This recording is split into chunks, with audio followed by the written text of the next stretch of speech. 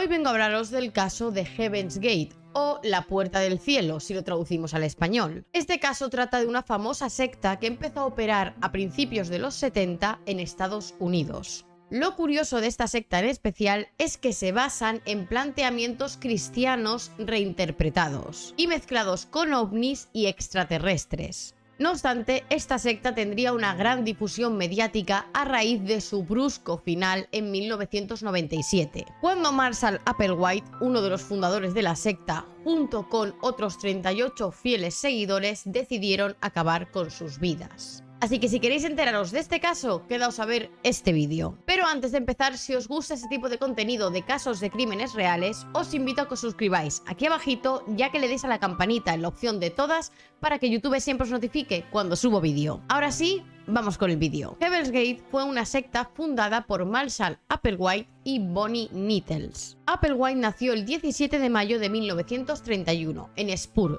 Texas. Su infancia y su educación estuvieron marcadas por las creencias presbiterianas, puesto que su padre era un predicador de esta doctrina protestante. Marshall Applewhite, siguiendo la tradición familiar inspirado por su padre, ingresó en un seminario presbiteriano y allí se graduó de filosofía y posteriormente empezaría a estudiar teología. Durante su periodo de estudios en el seminario se casaría con Ann Pierce, con la que tuvo 2 hijos. A los 21 años decidió abandonar sus estudios teológicos y así empezar a buscar un futuro en la música, que era lo que realmente a él le gustaba. Y finalmente, en 1956, después de haber servido 2 años en el ejército de Estados Unidos, se matriculó en música en la Universidad de Colorado. Aunque su sueño de ser cantante no se cumpliría, sí que logró dedicarse a la música y obtuvo un puesto de profesor en la Universidad de Alabama. Este periodo estuvo marcado por su autodescubrimiento y una gran frustración tanto sexual como identitaria. Applewhite empezó así a tener una doble vida. En una estaba casado y tenía 2 hijos y en la otra se acostaba con hombres. Para Applewhite era muy difícil aceptar y manifestar a su entorno que él no era heterosexual, puesto que las creencias religiosas con las que había sido educado chocaban de pleno con su orientación sexual. A esto se suma que en esa época las relaciones homosexuales no estaban aceptadas socialmente. En este momento reinaba la intolerancia y se veía esto como una desviación de la normalidad, y por todo ello Applewhite decidió mantenerlo en secreto. Sin embargo, a raíz de una relación que mantuvo con uno de sus alumnos, fue despedido de la Universidad de Alabama. Su mujer, que se acabó enterando del motivo del despido, decidió divorciarse de él en 1968. Después de esto, Marshall Applewhite decide abandonar Alabama y se muda a Houston. Esto fue un punto de inflexión en su vida, marcado por una enorme inestabilidad emocional y confusión. Y también empieza a apartarse de su sexualidad. Y es que hay cartas de él hacia un amante en la que lo reconoce. Y es que en esas cartas confiesa que su intención ahora es buscar a una persona con la que tener una relación mucho más platónica, sin ningún tipo de interés en intimar. Por lo que respecta al ámbito laboral, tampoco hubo mejoras, empezando a acumular deudas e incluso a tener que pedir dinero a sus amigos más allegados. Según decía el propio Applewhite, empezó a tener visiones. Y en ellas contaba que se le aparecían figuras que le decían que tenía una misión especial, pero no le especificaban cuál era esa misión. Mientras ensayaba una obra de ópera en el Teatro de Houston, le dio un brote psicótico y lo hospitalizaron. Es en este momento en el que conoce a Bonnie Nettles, porque era la enfermera que le atendió en esa hospitalización, y junto con ella fundarían esta secta. Bonnie Lou Nettles nació el 29 de agosto de 1927 en Houston.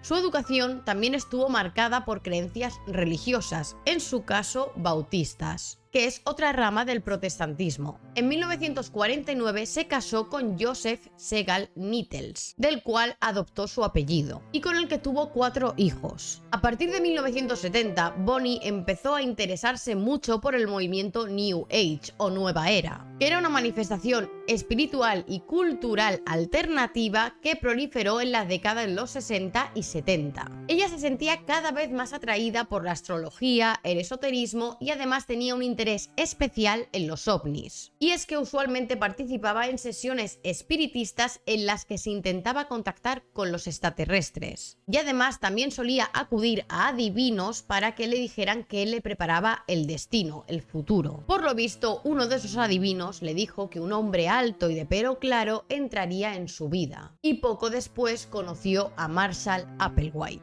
Y así todo encajó para ella. Ambos sintieron una conexión instantánea. Y es que tenían la sensación de que los dos compartían una misión, pero aún no sabían exactamente cuál era esa misión. En 1972, Bonnie Nettles deja a su marido y emprende un viaje de autodescubrimiento junto con Marshall. En este viaje fueron buscando respuestas, conociendo a personas involucradas en la New Age, en la nueva era, y además visitando diferentes gurús. Y un año más tarde creyeron haber encontrado cuál era la respuesta que buscaban, esa misión que un ente superior les había encomendado. Esta respuesta la encontraron nada más y nada menos que en el libro del Apocalipsis de la Biblia. Y es que en el capítulo 11 del Apocalipsis hay un momento en el que se habla de dos testigos o dos profetas de Dios, y que cuando acaben su testimonio serán asesinados como lo fue Jesucristo en la cruz. Además, el versículo 11 y 12 de este capítulo dice lo siguiente: pero después de 3 días y medio entró en ellos el espíritu de vida enviado por Dios,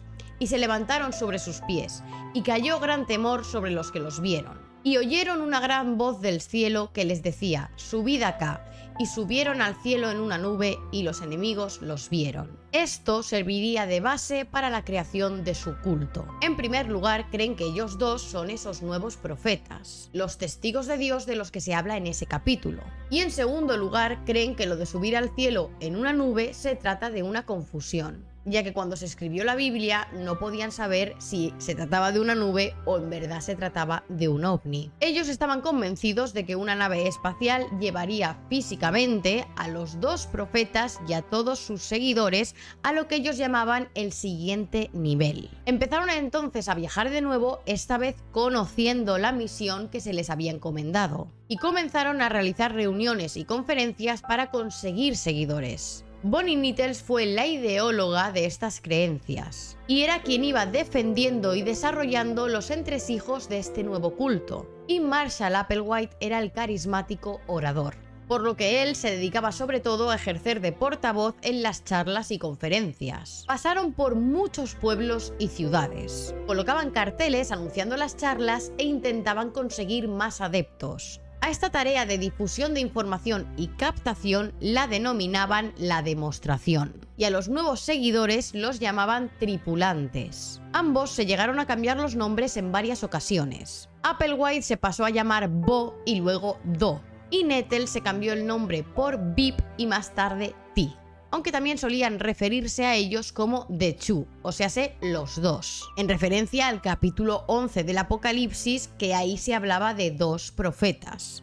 Una de las condiciones para pasar al siguiente nivel era que los adeptos, los seguidores, tenían que renunciar a lo mismo que habían renunciado Marshall y Bonnie. Muchas personas dejaban sus familias, sus amigos, sus trabajos, sus posesiones para emprender el viaje con Do y Ti.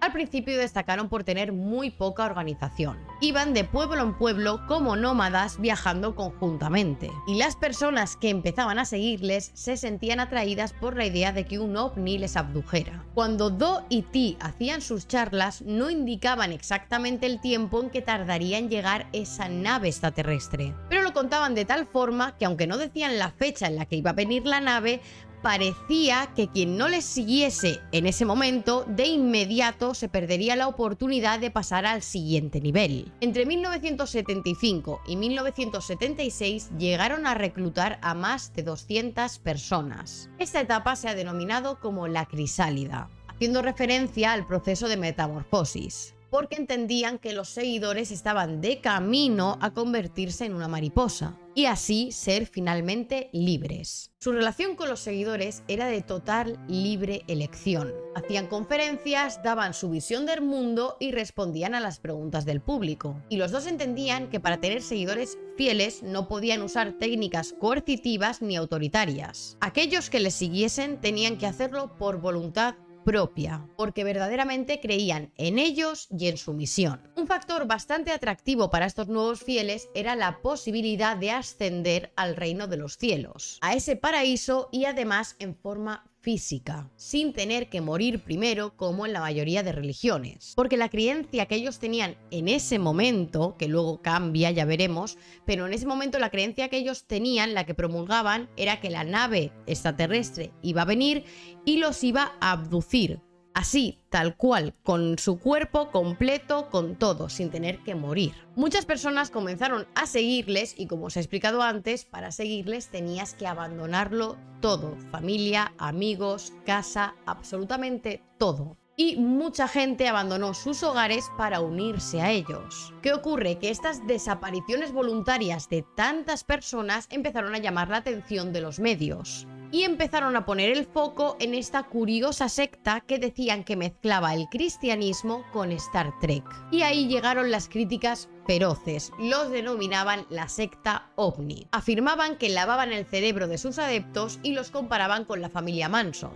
También llegaron a ser incluso acusados de fraude por algunos ex seguidores que abandonaron la formación. Do y Ti vieron todo esto como la manifestación de la bestia, de Satanás, de la cual se habla en el capítulo 11 del Apocalipsis. Y lo que entendían es que los medios los habían asesinado de forma metafórica, porque leyendo las escrituras pronto llegaría la resurrección y sobre todo la ascensión. Así que decidieron esconderse un tiempo en un lugar desconocido de Oklahoma. Poco a poco empezaron a surgir preguntas que ni los propios fieles sabían responder.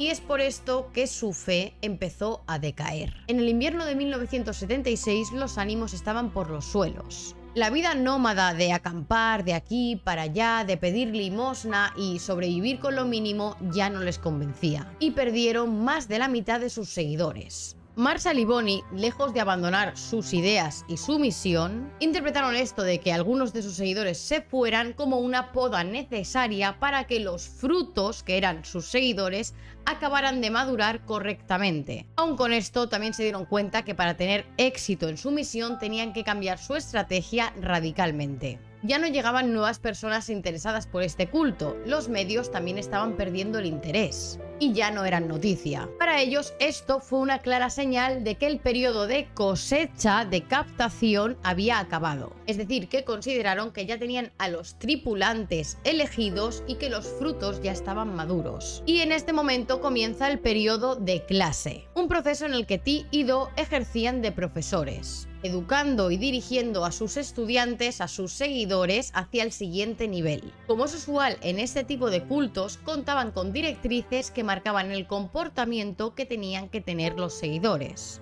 Así, escribieron un libro en el que se detallaban todas las ideas del culto y un código moral muy rígido. A este código lo llamaron los 17 pasos, que podéis consultarlo en su web, que a día de hoy sigue activa. Básicamente eran 17 preguntas a las que tenían que responder e ir así autoevaluándose para alcanzar la perfección. Es aquí donde se puede considerar que empiezan a utilizar estrategias de presión y adoctrinamiento. Los discípulos eran divididos por parejas para que se vigilaran mutuamente. Denominaban a esto el sistema de verificación de compañero, por lo que cualquier acción que quisieran o fueran a realizar debía estar supervisada por su compañero y le tenían que dar el visto bueno para poder realizarla. Ti y Do no podían estar siempre pendientes de lo que hacían sus alumnos, y esta forma de organizarse, de que fuera el propio compañero quien los vigilaba, hacía que esa problemática de que ellos no pudieran estar siempre pendientes se quedara solucionada. Además de estos 17 pasos, contaban también con directrices adicionales para su control y moderación. Se establecían aquí unas infracciones graves y leves, que eran lo que no debían hacer. Entre los delitos graves se encuentran el de engañar o hacer algo a escondidas de sus compañeros o maestros, además de realizar actos sexuales o de pensamiento y de no seguir órdenes a sabiendas. En las infracciones leves encontramos bastantes más, entre ellas las de no ser perezoso, criticar a compañeros y maestros, ser vanidoso, tener pensamientos privados o confiar en tu propio juicio. Todo estaba orientado al control de los alumnos y a evitar que pensaran libremente, o a que se cuestionaran cualquier aspecto del culto. También les hicieron cambiarse de nombre y mantener una imagen similar. Todos iban con corte de pelo muy corto y la vestimenta parecida. Esto lo habían establecido para desvincular a sus alumnos, a sus seguidores, de sus vidas anteriores, sus amigos y sus lazos familiares. Como es habitual en las sectas, les quitaban cualquier elemento que los diferenciara. Les arrebataban la individualidad. Ahora estaban en un grupo, en un colectivo, con una misión en común. I hope for your sake that you at least ponder this. That you go into the privacy of your closet. Don't ask your neighbors, your friends, what they think of this. Because as soon as you tell anyone else, they will be used as the instruments to have you not believe. Ti y Do volvían a decir que la llegada de la nave estaba cerca para evitar que se le fueran más seguidores. Y además hacían guardias por la noche para observar el cielo en busca de alguna señal. Llegaron a poner distintas fechas de la llegada de la nave. Cuando llegaban estas fechas que habían marcado, hacían las maletas, iban al desierto y esperaban sentados allí a la llegada de la nave que nunca aparecía. La explicación que se da por parte de los maestros es que esto se trataba de pruebas de fe, pero que en algún momento la nave acabaría llegando. Era obvio que al final la fe del grupo se había debilitado, y de forma paulatina muchos miembros fueron abandonando el grupo. Algunos porque no podían o se negaban a abandonar su individualidad y ciertos hábitos, y otros simplemente porque se desencantaron con las creencias del culto, y dejaron de creer que la nave llegaría. Conforme pasaba el tiempo, el culto se iba adaptando, y variaba según las necesidades de sus fundadores. Bonnie Nettles y Marshall Applewhite, a raíz de preguntas y debates sobre el alma, empezaron a divulgar a sus alumnos el hecho de que no eran humanos, sino que eran almas perdidas de extraterrestres, y que tras un accidente se vieron obligados a vagar en el cuerpo de otro, o como ellos llamaban al cuerpo, vehículo. En su página web, que como os digo todavía sigue activa por si queréis ir a echarle un ojo, dicen lo siguiente: sospechamos que muchos de nosotros llegamos en accidentes de naves espaciales, en ovnis, y muchos de nuestros cuerpos descartados, sin género, que no pertenecen a la especie humana, fueron recuperados por autoridades humanas, gubernamentales y militares. Básicamente ellos consideraban que los ovnis, las naves espaciales que se habían estrellado en la Tierra y que esos alienígenas los había cogido el gobierno, pues que las almas de esos alienígenas se habían puesto en cuerpos de humanos, y que ese era el caso de todos ellos, tanto de los dos fundadores como de los seguidores de este culto, que en verdad no eran humanos, sino que tenían alma de extraterrestre. En 1985 ocurrió algo que supondría el momento de mayor incertidumbre y crisis de este grupo, y es que Bonnie Nettles enfermó gravemente. Los médicos le hicieron las pruebas pertinentes y le informaron de que tenía un tumor en el ojo. Recibió el tratamiento que le propusieron y le extirparon el ojo, pero al poco tiempo descubrieron que se había producido una metástasis y el tumor había proliferado en otras partes de su cuerpo. Bonnie murió al poco tiempo, abriéndose así un periodo de crisis dentro de la secta. Tras esto, Marshall Applewhite quedó devastado, porque no entendía cómo podía haber ocurrido. Se suponía que todos los del culto, incluida Bonnie, tenían que haber viajado al otro nivel juntos, y no se veía capaz de llevar a cabo su tarea sin su compañera. Así que tras pasar un tiempo en una profunda depresión, al final decidió seguir adelante. Pero obviamente se vio obligado a hacer cambios importantes en el sistema de creencias. Como os he explicado hasta el momento, ellos creían que tú podías acceder al siguiente nivel de forma física. Venía una nave ovni y entonces los alumnos hacían una metamorfosis cambiando su imagen humana por la imagen real de extraterrestre. Es decir, que los cogía y se los llevaba a otro planeta, al reino de los cielos. No obstante, Bonnie había fallecido y no había rastro de su resurrección. Ni había habido metamorfosis ni había habido una ascensión física. A esto se le conoce como disonancia cognitiva, que se produce cuando varias ideas o creencias son incompatibles entre sí, creando así una tensión en el sistema de creencias. Así que Applewhite, ante la muerte de Bonnie, decidió adaptar el discurso a las nuevas circunstancias. Lo que les contó a sus alumnos es que su compañera Ti tenía demasiada energía y que su vehículo, su cuerpo humano, no pudo aguantarla. Por ello, ella había ascendido al reino de los cielos, pero de forma espiritual. Es decir, la nave no había venido a llevarse a ella con el cuerpo completo. De esta forma, aunque T no estuviera, ella seguía viva para el grupo. T, my partner, who has returned to the kingdom of heaven and left me here with the responsibility of whatever is remaining of this task.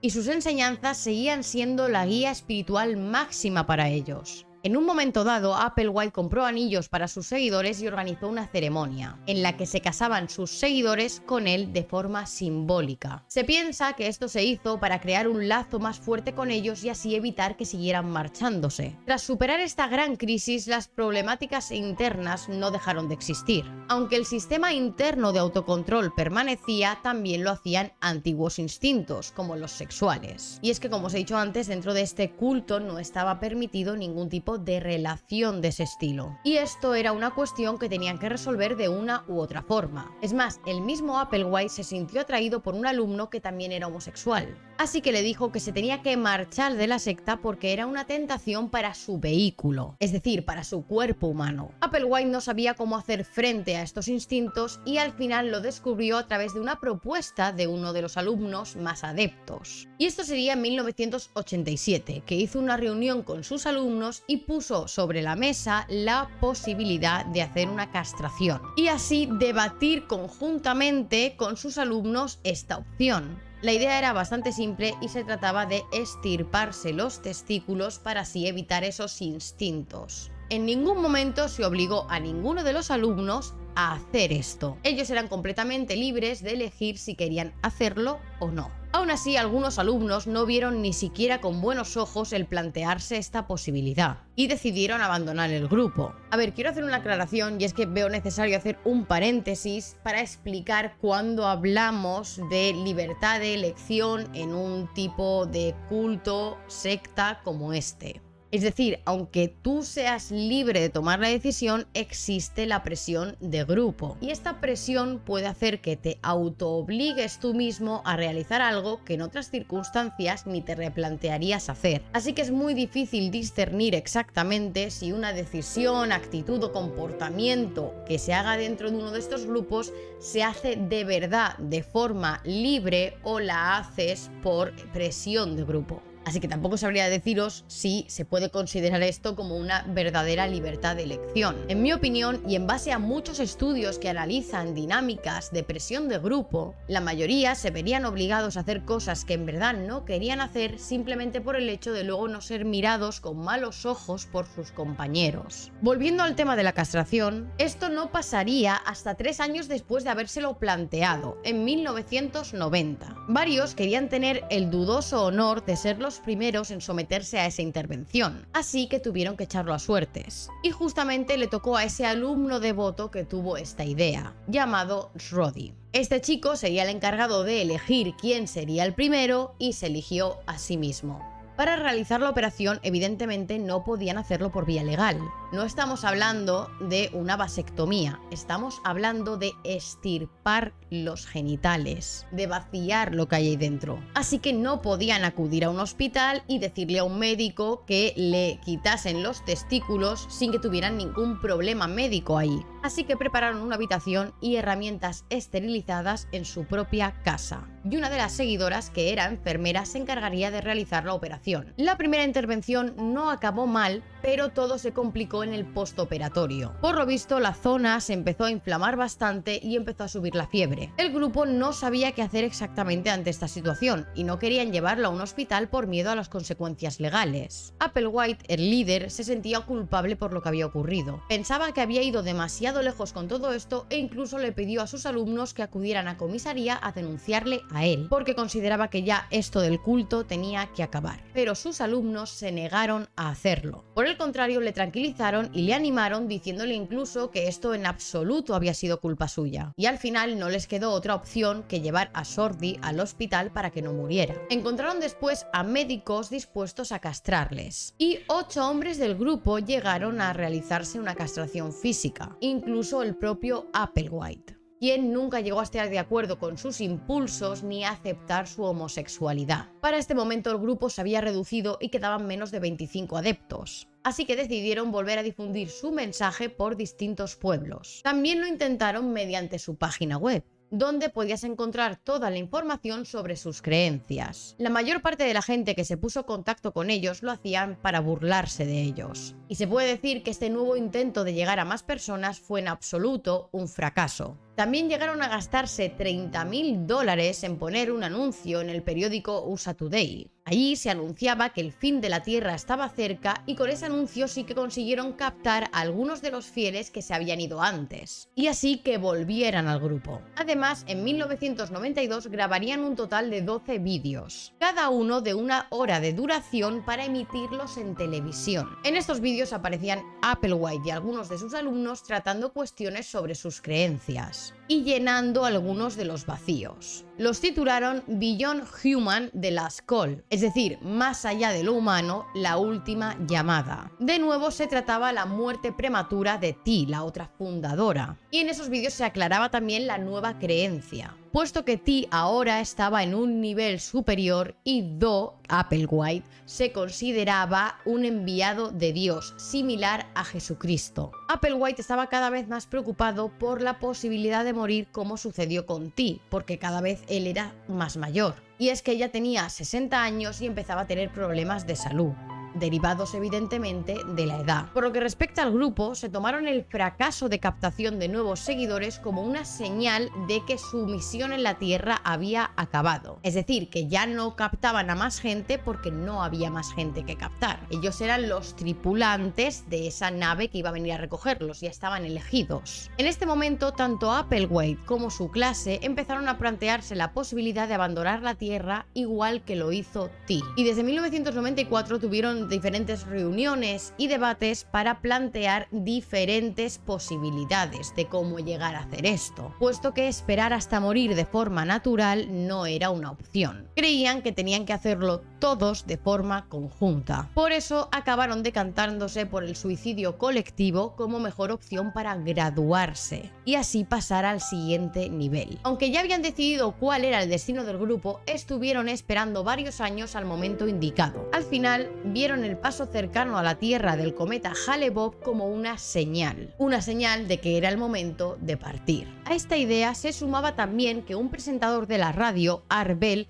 había afirmado que detrás de ese cometa en la estela se escondía una nave espacial. Este rumor, sin ninguna prueba, fue justo lo que necesitaban escuchar, y ahí todo les encajó. En 1996 volvieron a hacer un último llamamiento para que se les uniera más gente, e hicieron 2 vídeos anunciando que el fin del mundo estaba cerca, que la civilización iba a ser reciclada y que aún estaban a tiempo de ir con ellos para salvarse. También grabaron otro vídeo en el que salían los discípulos insistiendo a los antiguos miembros que ya se habían ido de que aún estaban a tiempo de volver, y que ellos se sentían muy felices ya que estaban a punto de graduarse. One last question. How do you feel about what is ahead for us? Oh, this is the happiest day of my life. I mean, I've been looking for this for so long. From our perspective, from my perspective, this is the answer to everything. You know, these flash vehicles. El grupo alquiló una mansión en San Diego, en California, donde se suicidarían. Se cree que el día que escogieron para empezar lo que ellos denominarían como la salida final fue el 22 de marzo de 1997, el día en el que el cometa Hale-Bopp pasaba más cerca de la Tierra. Básicamente lo que hicieron, el procedimiento fue dividirse en 3 grupos. De esta forma, los del segundo grupo ayudaban a los del primero, los del tercer grupo ayudaban a los del segundo y por último quedarían solo esos 2 que no aparecen acicalados porque ya no había nadie que les ayudara a ellos. El procedimiento consistía en que se tenían que tomar una mezcla de barbitúricos y alcohol. Posteriormente se tumbaban en sus camas y se cubrían la cabeza con una bolsa. Eso estaba pensado por si acaso la mezcla de barbitúricos y alcohol no te ocasionaba una sobredosis, que acabaras falleciendo igual porque te asfixiaras con la bolsa. De ahí que hubo autopsias que revelaron una muerte por sobredosis y otras una muerte por asfixia. Los cadáveres no se encontrarían hasta 4 días después, el 26 de marzo. Todos estaban vestidos igual, con una camisa negra con el parche de Heaven's Gate, un pantalón negro, una mortaja morada que les cubría la cara y el pecho y unas zapatillas Nike. Que, como curiosidad, debido a la mala prensa que todo esto le ocasionó a Nike por esas zapatillas, se vieron obligados a retirarlas del mercado. Pero claro, ese modelo de zapatillas en el mercado de segunda mano se revalorizó, llegando a valer más de $3.000. Antes de pasar al siguiente nivel, dejaron preparada una carta para cuando se encontraran los cuerpos, y así que esa carta fuera difundida en los medios. Y dice lo siguiente: para cuando reciban esto, nos habremos ido, varias docenas de nosotros. Venimos del nivel superior al humano en el espacio distante, y ahora hemos salido de los cuerpos que usábamos para nuestra tarea terrenal, para regresar al mundo de donde vinimos. Tarea completada. El espacio distante al que nos referimos es lo que vuestra literatura religiosa llamaría el reino de los cielos o el reino de Dios. Marshall Applewhite y Bonnie Nettles consiguieron mantener durante más de 30 años a seguidores que creían ciegamente en la profecía. Una profecía que inicialmente ellos presentaban como inminente y que fueron alargando con el tiempo debido a que esa nave espacial nunca llegaba. Como hemos visto, el culto también se fue adaptando continuamente dependiendo de las circunstancias, concretamente a raíz de la muerte de Ti, de Bonnie, puesto que en un principio pensaban que la nave los iba a abducir a ellos físicamente con sus cuerpos, y luego ya optaron por la versión de que tenían dentro un alma de un extraterrestre y que la nave solo se iba a llevar el alma, por lo que eran ellos quienes tenían que desprenderse del cuerpo. Aunque perdían seguidores durante el paso de los años, es increíble que otros permanecieran. Los más devotos y radicales en pensamiento, como hemos visto, llegaron incluso a realizar una castración. También hay que destacar que en este momento final fueron 38 los que se quitaron la vida. Pero no fueron los únicos, porque otros antiguos miembros que ya no estaban en el culto para ese momento también se la quitaron posteriormente. Porque aunque muchos habían abandonado la secta, continuaban teniendo las mismas creencias y la misma fe en Ti. Se sentían alejados de la sociedad e incapaces de adaptarse. Por ello, incluso años más tarde de este suceso, 4 personas que antes fueron miembros del grupo decidieron acabar con sus vidas y así pasar al siguiente nivel y reunirse con sus compañeros. A modo de conclusión, y aunque parezca increíble, era gente completamente normal, con estudios, con familia, con trabajos, que en estos casos siempre pensamos que cómo se puede caer en estas chorradas. O sea, es que no se dan cuenta que cambian los postulados o que cambian las creencias conforme les conviene. O lo típico de, no, es que eso es gente que está mal de la cabeza, a mí nunca me podría pasar. Pues lo cierto es que no, hay que estar siempre alerta porque esto es algo que le podría pasar a cualquiera. Como os digo, los seguidores de ellos eran gente completamente normal. En fin, chicos, hasta aquí el vídeo de hoy. Espero que os haya gustado. Si es así, no olvidéis dejarme un like y suscribiros aquí abajito y decirme en comentarios cuál queréis que sea el próximo caso que traiga a este canal. Y nos vemos en el próximo vídeo.